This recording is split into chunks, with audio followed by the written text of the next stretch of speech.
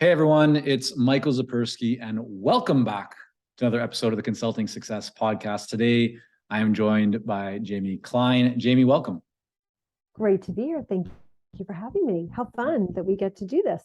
I know I'm excited. So, Jaime, for those that aren't familiar with you and your work, you are the founder and CEO of Inspire Human Resources, where you help Fortune 500 organizations solve HR challenges. You've worked with many very well-known organizations, LinkedIn, Etsy, TED, in terms of TED Talks, New York Times, Viacom, CBS, and a whole bunch of others. You've also been featured in the Wall Street Journal, Harvard Business Review, ABC News, and the list goes on and on. We're going to talk about how you built your consulting business to 30 or so people and just created massive success. But before we do that, I thought we could start off with the early days. Sure. What drew you to the world of HR? Yeah, so I was always fascinated from my early years working in how to motivate and create culture and create that stickiness. I started my career in DC in the Watergate building, actually at a company called the Corporate Executive Board, which was a kind of HR think tank. So had the pleasure of a 20-something right out of University of Maryland just being in that dialogue, because that's the exact advisory work that we were doing for our clients. So I was like doing HR for a company that did HR consulting. So yeah. There we go. And does that come from someplace like when you were younger that you just always loved people and you wanted to inspire, motivate, or was there an early job or a summer camp or I don't know, something that just where like the light bulb went off for you and you thought, I want to do more of this? Yeah. So I grew up at Camp Ramah, which is a summer camp in upstate New York. And through my 8 summers there, I think definitely saw that the way that magic, that sleepaway camp magic happened was the tone was set at the top. And when the director of the camp was like, you know what, folks, it's raining, but no worries, we're going to have a good time with a song session. Like I just kind of saw how that was contagious. And one summer I worked in a unit of kids who had developmental and behavioral disabilities, and I was like a counselor in training for that bunk. And specifically in that summer, I saw that every counselor in the unit just led with heart, no matter the situation that they were put in. And so those are probably some of the earlier experiences. Yeah. But I've kind of always been an extrovert since my parents met me, since the day I arrived, I'm told. So I've kind of always rolled this way. Yeah. Right. Nice. Yeah. No, I love that example of the camp. I mean, it's so true. Like how a true leader, they can turn any situation into one that people are excited about. And here I'm, in Vancouver, where it does rain quite a bit. So I can apply that mindset to playing with my girls outside and getting out when, for much of the year, it doesn't feel like you necessarily want to go out that much. But absolutely. What do they say? There's no such thing as bad weather, just bad clothing, right? So if you're ready for the elements, you're ready to go. Yeah. Well, that's exactly what I was thinking this morning with my run at 6 something in the morning when it's pitch black outside. I'm getting rained on like it's a tropical monsoon, except it's not warm, it's cold. So yeah, I had to apply that positive mindset when I was running today. So let's, I mean, you've accomplished a lot in terms of building your company to the point that it's at today. But I'd love to know a little bit more about, you mentioned you were kind of the executive conference board, right? Or the corporate executive. Yeah. Okay. Yeah. So was that where you were working just before you started Inspire, or were you doing something else? I was at American Express. I had done grad school at Columbia, and they do campus recruiting where they come on campus. And I was thrilled to be in this campus recruiting program and worked at American Express for 3 years. Okay. And was there right before I launched Inspire.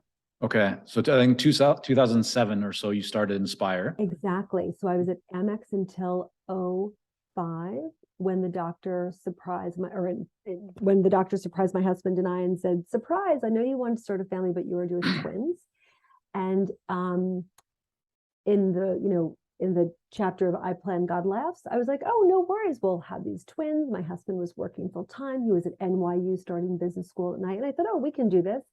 And the twins came a touch early. They were preemies. And so Amex, so supportive, best place to work by every measure, but I really needed to step back for a year and focus on helping our kids hit their potential. So I left Amex, and when our kids were about a year and the doctor said the Klein twins are going to be all sorts of great, I kind of looked up from that chapter and I thought, how do I ensure that I am very intentional about raising the kids in a very hands-on way, while still using that cerebral part of myself? So this is one of these like corner of the living room with like the Elmo doll and the Thomas the Train stuff all over my floor, two preemie twins crawling around.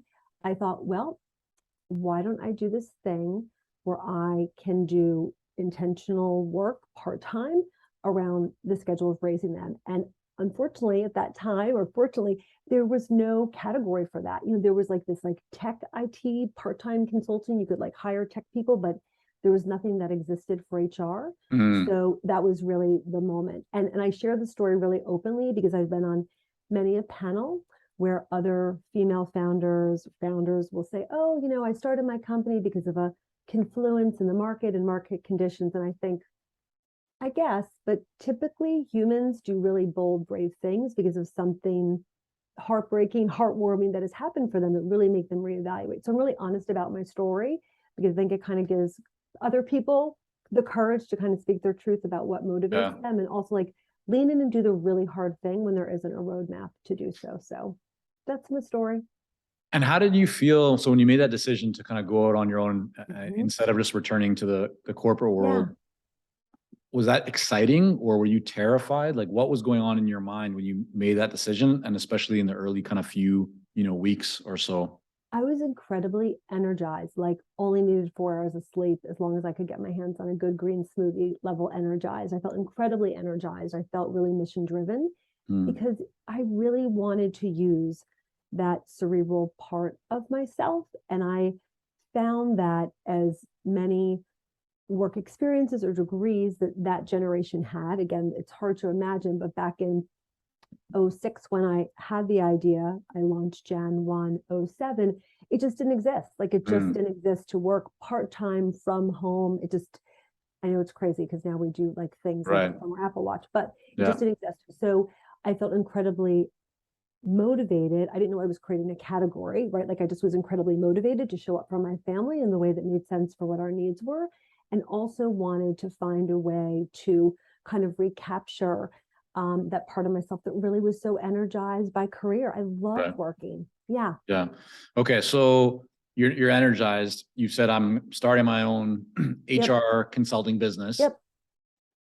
What do you do? How do you go out and actually create a business with clients? Like where those first few clients come from?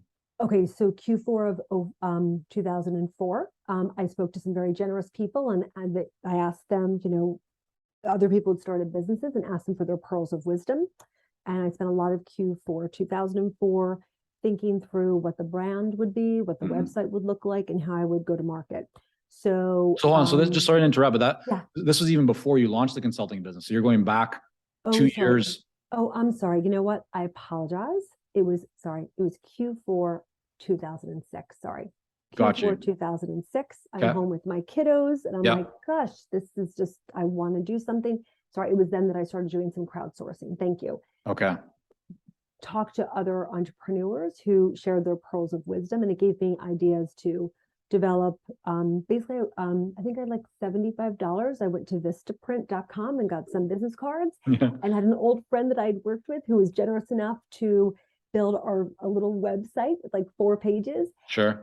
I sent a note out Jan 1, 2007 to like my entire distribution list. It was like my college roommate and her parents, like anyone I'd ever met. Michael, it was like, and I just said, I've hung my own shingle. I'm available for any projects to focus on, to hire, train, and retain talent. Okay. And was that an email? Do you send that individually, like manually, one by one, or was it a group email? I, in a BCC line, had 300 names of every family and friend member that I could think of. Okay. And it was from that we got our very first client, because like my cousin's friend was doing an M&A deal and needed a hand. And I always share that story too, because like you just never know who at that moment might have a moment where they need whatever product or service you're offering. So yeah, that is literally how it started. It was the Vistaprint, box of cards, this website. and this concept that I knew that at that time, I believe fractional work makes us whole, like Right. whole as human beings to do other things. And I knew that I had about 20 hours a week to work. And that was how things kind of started. So you got the first mhm. client, which is Yeah. great. And I love that example because so often people overthink, like they need to have everything just right and the perfect website and the perfect materials and everything decided before they tell the world. And really it's just about telling the world like, hey, here's what I'm doing. And then from that, you start to validate and get feedback. And in this case, as you saw, you got your first client. But what about the next one? So take me forward to like client number 2 and number 3. Yep. Where did they come from? And what were you doing in those early few months or so of the business to grow, to try and, you know, build the actual business and get those client number 2 and 3? Yep. So thing number 1, again, this is going way back, but back in the time where people wrote handwritten thank you notes, any networking I did, any client that we had, like I had a certain playbook, there was a handwritten thank you note on the thickest cardstock that Vistaprint like offers you. Like you pay like $1 more, they'll give you like the thickest one. I was like, I wanted to go have like a premium brand. So I was like, I had these little note cards. And so what it looked like was trying to figure out, you know, how to deliver and delight for that client. The next client was an organization that was a high growth ad agency. They needed training and a handbook.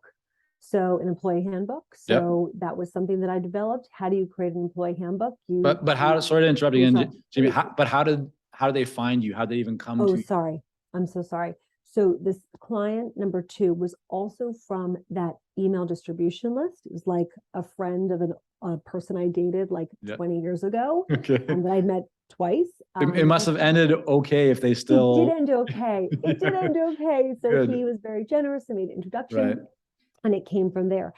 And then American Express heard that I was doing some work fractionally and asked if I could possibly come back and help by covering a parental leave for a former colleague. And I said, I'd be delighted to. And while there was someone that unfortunately had resigned without a whole lot of notice. And they said, oh, can you now stay on after this parental leave and help with her? And I said, it'd be my pleasure. And that felt like going home, right? That felt so great to be back with so many old colleagues and friends. That felt great. Yeah. And things went from there. Then the next client, I think, was a friend of mine, was at dinner with someone who was building a company from scratch, it was like his 3rd company. And he's like, you know what I know from companies 1 and 2? I know that from the beginning, you need great HR infrastructure. Like he had learned from companies 1 and 2 as a serial entrepreneur. So that was a venture-backed client that we worked with. And then from there was another client that was in that portfolio, like another company that this company had, people had invested in them, knew of another company, and it went from there. And I know the way I'm telling the story, it sounds like there were not bumps along the road. I can tell you about all of them, but this is just like the neat and tidy story of how we grew. Yeah. Okay. So, I mean, but I think what I'm hearing from this is, I mean, you were active, you sent out emails. There was partly from networking. The initial kind of momentum came through your network and relationships. So if we fast forward to today, you're now a company of about 30 or so people. What does your marketing lead generation look like today? What's working best for you to bring in more business or new business for the company?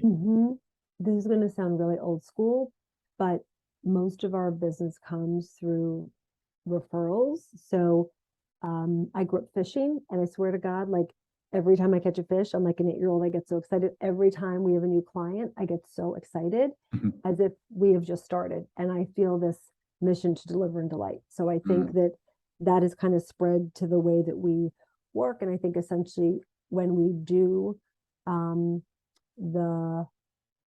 I know, I kind of feel like you're only as good as your last project, right? It's like every single time we do a project, I feel like we're just always trying to be really humble about it.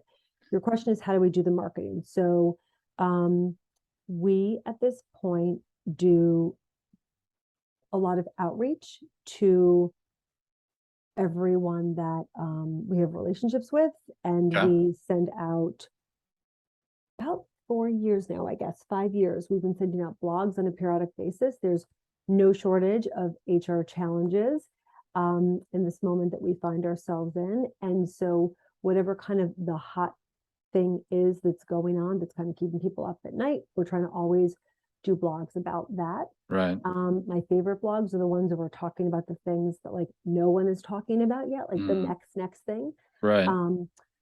At the start of the pandemic, we heard everybody up nights and weekends trying to solve the same problems. And we were like, we just need to like get people together. So in April or May of 2020, we started a monthly panel called the Inspire Live series, where we get together a bunch of experts in the field. We try to always have on an Inspire expert, one of our 30 so people, to talk about whatever that topic is. Yeah. We host monthly salons for heads of HR, chief people officers, VPs, very senior level groups to get together and really workshop all the things keeping them up at night. That's not as much of a marketing effort, but like something that I'm very focused on these days. We've had a bit of press, so we don't have a PR company, but I've done a lot of reach out over time to journalists just to say, hey, I see that you covered this topic in the press. If you ever need a source, please let me know. And that it's so interesting. It's like anything. It's like years ago, I helped someone with a story, and then someone saw that story and they asked if we could help with their piece. So there's been things that have come up with the press. So question for you. So, I mean, it sounds like, you're doing a lot of what some people would call like thought leadership in terms of creating content and panels and finding ways to provide valuable information to the community and to those that you serve. It sounds like a lot of that is kind of related or shared with those that you already have a relationship with. Are you sending any of that information in terms of like articles or videos or anything of that nature to people that you do not yet have a relationship with yet? Or is it just focused on those so it's only people that you have a relationship with? It is. And we post on LinkedIn. So I guess folks that, Sure. Okay. And I have one other question around that. So you said that you get a lot of your business through referrals, right? Like that's a big engine. Is there anything that you do as part of your client and project delivery and the engagements that you feel is just so necessary? Like it's a really critical part of the work that helps to create more referrals. You know what I mean? Like, is there anything that you look at others out there and you go, yeah, they're providing their service or product, but like they're missing such a big opportunity to generate more business? Or it's interesting. What I've learned over time is that it's like anything. When you trust someone, you just kind of have them in speed dial for whatever the next thing is that might stump you. That's the way I operate on the home front, and really the work front. And I think that at the beginning, when we're speaking to a client about advising them with HR, filling in a parental leave, whatever it might be, we spend a lot of time up front aligning on what it is that their needs are. And then we'll have them interview 1, 2, sometimes 3 candidates. Right. Make sure it's that culture fit, like that they can just really vibe with each other. And I think that that's really key to make sure that we kind of like hit the ground running with that kind of chemistry in place. And then we do weekly check-ins with our experts to see how things are going, any friction, what's going well, do you need anything from the Inspire toolkit to help out along the way? And then we'll check in with the client multiple times about the engagement to make sure that things are on track, we're exceeding expectations. So I don't know if that's like rocket science stuff, but like it's definitely the way that we roll. Like that's definitely kind of part of the DNA. And there's a cost to that, right? Like we have a whole leadership team that makes sure that we can deliver and delight. And this isn't just like scotch tape together. Right. So yeah, that's kind of, I think, that's probably a little bit of our secret sauce, is just being really intentional and creating this like premium experience where it isn't just like a headhunter that just makes a match. God love headhunters, but like it's really, we feel like we want to provide our clients with CHRO whisperers, like people who can really advise at that senior level, and that chemistry is key. So your question was, does that lead to referrals? I guess because they feel like if they whispered for me, then they should probably whisper for a couple of my friends, right? Yeah. I guess No, that makes a lot of sense. I mean, so one of the questions I wanted to kind of ask you later, but I think now is a good time. There's a lot of HR consulting firms out there, right? So in terms of how you create that competitive advantage or differentiation, you mentioned things like having a close relationship with the buyer or the client and providing great service and delighting and caring and like having frequent check-ins. But if I put on like my outsider's hat and I listen to that, I go, well, everybody says that, or like everybody could essentially do the same thing, like they're checking in often. So I'm wondering, like, if you roll that, like kind of pull that up a little bit, like, is there something else that you feel that's going on, or something that maybe if you look back, you were very intentional with, or maybe still are very intentional with, in terms of like, how do you differentiate Inspire from all the other HR consulting firms out there? Probably, this is going to maybe sound really cliche also, but here goes. I'm going to be honest. I feel like we have a really rigorous recruiting process where we look for folks who have like been there, done that at really senior levels and have no ego. They're at a moment in time where they really want to parachute in and just do the really beautiful work. They're just at a moment in time where they don't want to lead the global HR function or lead the global benefits function. But what they really want to do is show up for other areas of their life. So they're happy to do this work on more of a part-time basis. And so I think that what happens is a lot of times our clients feel like they have this gift of someone that is a real peer that they can really talk shop with. So that is, I think, a differentiator. The other thing is our experts are crazy seasoned experience, and they also have access to I call it the Inspire way. It's like we're constantly sharing information with them about whatever the latest thing is that's stumping HR leaders. So it saves them a ton of time. They're not just finding that stuff because they can grab it from our research and toolkits. Okay. I saw on your website, like in terms of your team and the percentage of people that have corporate experience or number of years of HR experience. So I could see that. Okay. I appreciate you sharing that. The other thing I wanted to ask you, Jaime, so you have several different services that your company provides: talent management, talent acquisition, total rewards, kind of general HR consulting. Does one of those, like, what would you say is the percentage of business, if you just kind of look at your total business, what percentage would each one of those be? Is it an even distribution? Is one the lion's share? How do you kind of look at that? It's a great question. I think it has often depended on whatever is going on with work. I would say in the last couple of years, it is the percentage wise, maybe almost 50% has been HR business partner. Because I think that it's like Pilates. It's like all about strengthening the core of the people function right now with everything that's thrown at HR leaders. I think folks are pretty overwhelmed. I think that under the banner of total rewards, comp and ben, maybe that is it. And then maybe it's split evenly, 50-50. I think 50% kind of evenly covers the other three lines of service. The thing that we do, I was thinking that probably differentiates us from clients before, sorry, to your earlier question, is we're always approaching it with an inclusive lens. And I think, I don't know, when I listen to a lot of other, I'm just not sure that other HR consulting firms like ours kind of do that. So like, for example, if we're going to do a project about benefits to, let's say, cover an asset management in New York City's, parental leave for 8 months, when we go in, we try to be very intentional about looking for opportunities to bring an inclusive lens. So we might ask questions like, hey, do your in-network mental health providers have strong BIPOC representation?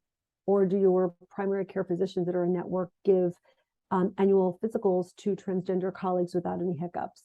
So we just try to like bring these things up. And sometimes I think clients appreciate us asking the tough questions. Sometimes I think they're a little bit like, that was not in the scope of work. Right. But I don't have, like, this is how my mom taught me. Like, that's just how I kind of approach life and how I approach when I look at a company. There's always that piece of it. And so part of the Inspire way is being like, all right, if we're going to, whatever the HR initiative is, just bringing in that lens of diversity, equity, inclusion, belonging. So that is, I think, a big piece of what we do. And I think that, after the murder of George Floyd here in the US, there was such an overdue racial reckoning, and so many clients really focused on their DEIB strategy and making sure that, they were really consistent to all of their stakeholders about what that was. And it breaks my heart, but I've seen a touch less energy among companies over the last bit of time. And I'm just always trying to like elevate it again into the conversation so that we just keep on as humans trying to strengthen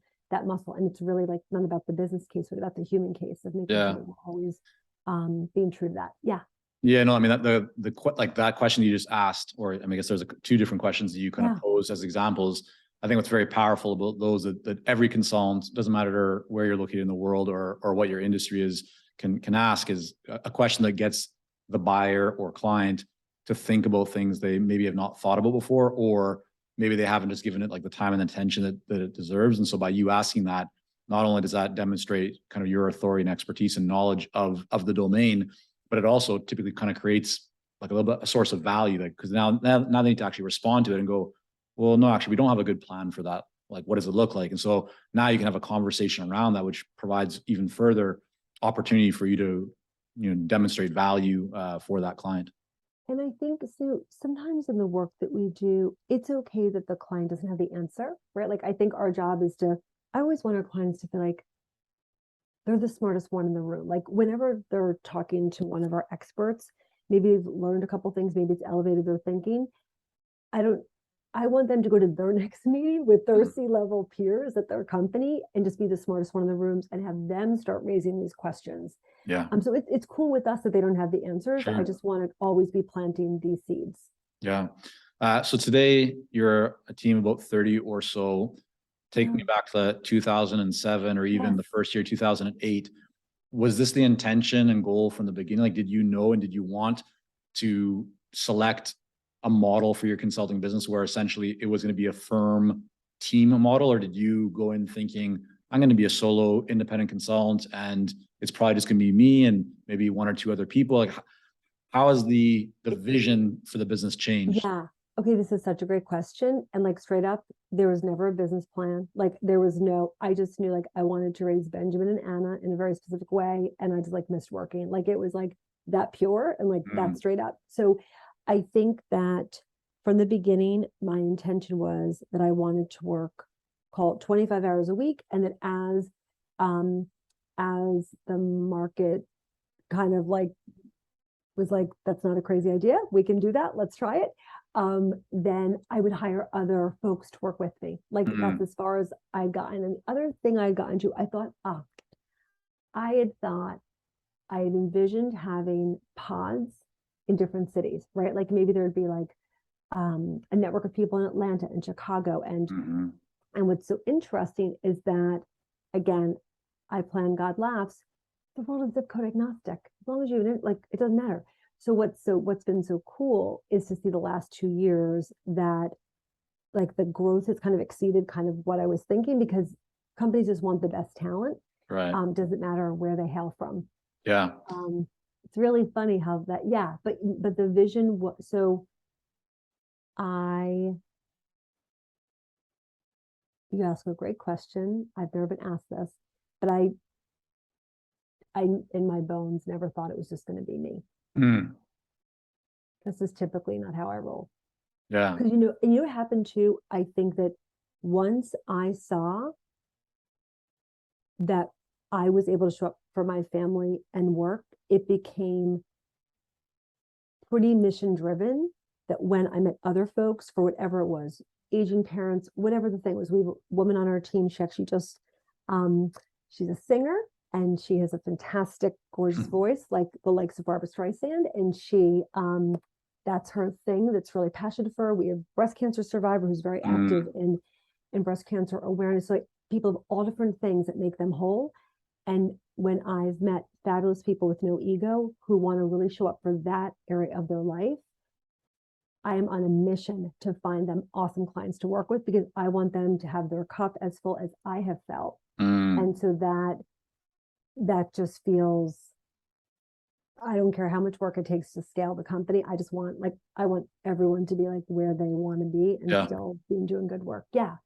Yeah, no, it's so interesting. I mean, we see many different consultants kind of coming into this with different goals or a different vision or different path. Some, and I would say actually is probably the most common, where people will be leaving the corporate world. They're tired of managing people and like they want freedom. So they start off as a solo independent consultant. And then after a period of time, okay, the business is going well. And now they realize, you know what, in order for me to make a bigger impact, or if I actually want to be able to take a proper holiday or whatever, and like still have a business running, I can't do this all myself. And so they start to find ways to build up a team, but others do come into it and they're very intentional from day one. It's like, no, I want this to be bigger than me. And I want it to, I want to have a team from day one if possible. So it's very interesting to see, and there's no right or wrong. Some just continue to be independent solo consultants and that works for them. But I think it's great when you find a model that works for you and you're intentional, around it, and then build towards that. You know what? It was so interesting though. You just reminded me. So I think in my mind, I was like, oh, I want this to grow. But I, of course, had no idea how that was going to happen. What I did know is that I was someone who didn't need a ton of sleep. Like literally, like I could like function pretty well on a little bit of sleep. And what I realized though is that I needed help with things like bookkeeping or creating marketing materials. And I was like, oh, if I could find maybe like a virtual assistant or like a virtual bookkeeper, like I think it was probably about a year, I was like, I can probably get a little bit more sleep if I can just find people to help me. And then, it was the leadership team infrastructure stuff that I think was so interesting. I was like, what I realized is the more that I brought in people around me just to help with various parts of the company, the more we could grow. And that I wish someone had told me that in 2006 when I was brainstorming on this. No one had mentioned that I had to kind of stumble on it. And then in terms of the experts, so many of them, I think probably 90% are really through a referral network. We'll meet someone through someone that recommended them, and then we meet with that person, we look at work samples, we check with multiple references that they've referred, that they've reported to directly. We have a pretty rigorous process. Some of our experts might think it's too rigorous of a process. It's quite involved, but yeah, that building piece, I had no idea how it was going to happen. There wasn't like a private equity person. It was like me and these business cards.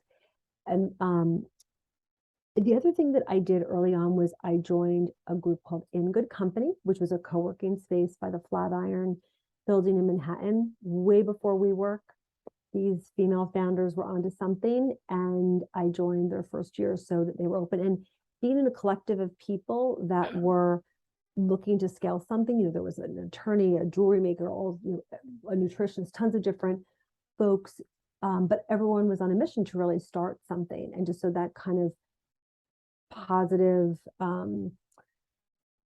that like positive peer pressure, was helpful, and just to have people in community to bounce ideas off of, how do you price things? What is this thing back then? It's like, what is this thing called social media?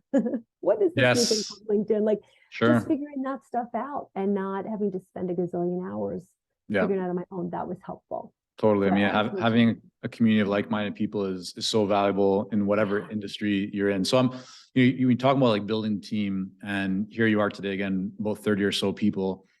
As the CEO, how do you think about hiring and building a team and the connection to revenue and profitability? Like just take me through your thought process, because potentially you could always bring on another person, but you bring on another person, and that's money potentially out of, depends on your mindset around this, but out of your pocket, or the profit margin decreases. So walk me through your thought process maybe over the last few years, and especially if there's been any changes of how you think about hiring and building the team in connection to revenue and profitability. So one clarifying thing, our leadership team members are all full-time. Our 30 plus experts are all fractional, meaning that they're all part-time W-2s in the US. We pay for their employer portion of the taxes, and they accrue for eligibility for 401k, and we accrue for sick time, etc. But if they are not on a project, they are not paid if they're paid when they're working. So I just want to clarify that. Yeah, no, it's good. Yeah. So there is a margin that's needed to cover the running of the company. And it's been so interesting. The cost of doing business has gone up just a tad, I've found over the last couple of years, in this pandemic moment that we find ourselves in, particularly. And so there's always trade-offs around how much infrastructure we need with the leadership team to kind of get things done.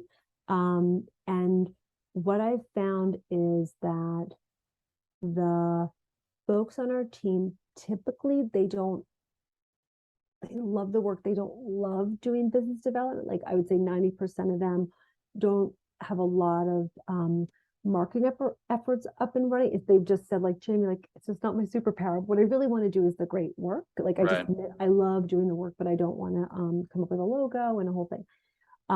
But I think that the profitability is around figuring out what are the competitive hourly rates that we can pay to our team, and then figuring out what the market will bear in terms of price, and then make sure that we're always taking in whatever needs to happen for overhead. And it's so funny sitting here October 24th, I'm like very clear. And I feel like any CEO who thinks that they can even sense what the cost will be to run the business next, it isn't seeing the full picture. I think it's just been so interesting the last year just to kind of see all the additional things that are coming our way. So I'm always just trying to think about that as well, to just make sure the company continues to be sustainable. Yeah. So one kind of final question, or maybe I'll have maybe one or two more after this, but in terms of, so I mean, with your family, I'm wondering, you have a growing business, you have your core leadership team, you have 30 or so people that are also, they're part-time, but they're working with you and clients. How do you think about creating balance with your business and family in a sustainable way? Anything that you've adjusted over the years, or anything maybe as the company has grown? I'm just wondering, like, how do you make sure as best as possible that you are present and available for your family, but at the same time oversee and manage, and you're running as a CEO of a growing consulting business? So I am pretty obsessed with self-care.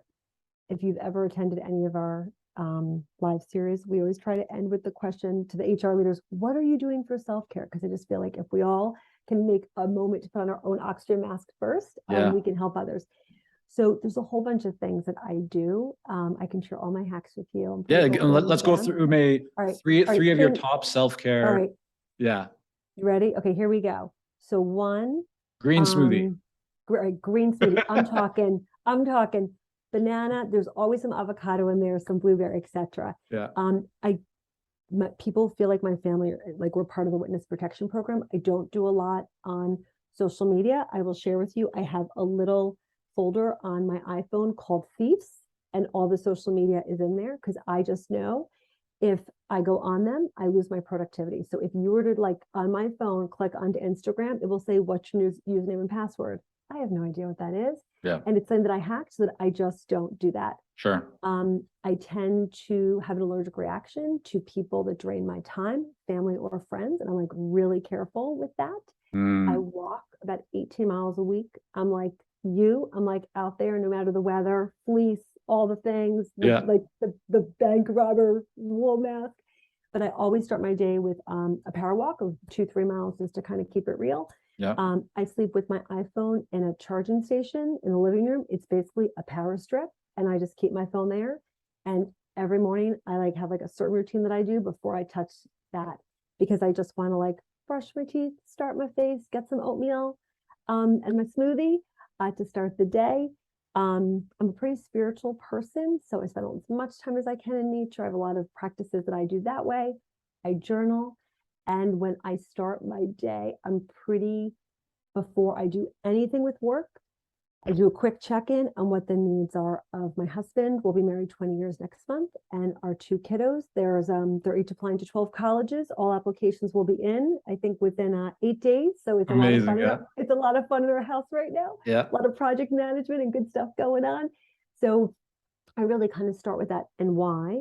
Because I've learned that if those things are in place, if my mind, body, and soul is in a good place, my treasured kids and husband are in a good place, then bring it on. I can take on anything. I can handle the economic downturn of '08, the pandemic.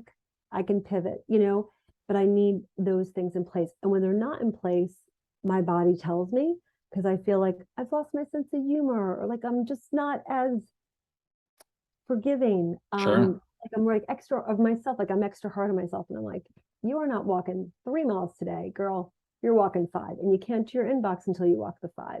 Yeah. So I've like learned over time. No, I think you're not alone in that. I mean, that's I've certainly experienced that myself. If there's something happening in the house, or there's a family member that's unwell, or something's going on, my mind, it's very hard to be productive in the business when personal stuff, right, is pulling you away. And so treating that stuff first, if that's in a good place, then whatever the economy might throw at you, it can't, like, external forces, they can't stop you, but personal stuff often will have a bigger dent. So I think it is such a good suggestion and idea to make sure that you're spending time on those things. Because if those things are good, then really it's hard for anything else to stop you. So I think that's some great ideas for people to. And just want to, like, I know, like, my sister finds me so annoying. I don't do coffee or alcohol. I'm like the most fun designated driver you'll ever meet. But like, I'm like, but like, I think that not everybody subscribes to all these things. I just know thyself. And so I just like know what I got to do, but everybody's got their thing. So no, totally. I mean, whatever your thing is, I'm like, lean into that thing. Yeah. Yes, no, exactly. I agree. I think everyone finds there's no right or wrong in certain areas, right? As long as people are doing things. I'm not talking about anything illegal or whatever, but you find stuff that works for you, that helps you to feel good and to be a good person, and to lean into those things. So, Jaime, I want to thank you so much for coming on here today, sharing with us a little bit about your journey, your story, kind of how you got to where you are and built up the business. I think there's a lot of really good ideas that people can extract regardless of where they are in their consulting journey. But I want to make sure that people can learn more about you and about Inspire. Check out your Inspire live sessions. Just even though they might be in a different industry, I think that concept is a really powerful one. It's something that we've definitely done a fair bit in the consulting community with our Clarity coaching program, or just other clients, of finding ways to bring other consultants together. So I think yours is another really good example of that. Where's the best place? I know it's not going to be social media based on what you just said. So where's the best place for people to go to learn more about you and Inspire? You're so funny. So, and again, my marketing team's awesome. They post lots of stuff on LinkedIn. I do go on LinkedIn. It's just all the other ones that are so fun, but I just feel like I'm not able to get everything done. Let's see, inspirehumanresources.com. There we go. That's our place. Yeah. All right. That's where folks can get us. We Thank will you so much. This was a ton of fun. Yes. My pleasure. Great to have you on, and we will make sure to link that up in the show notes over at consultingsuccess.com. Jaime, again, thanks so much for coming on. Thank you. Thank you.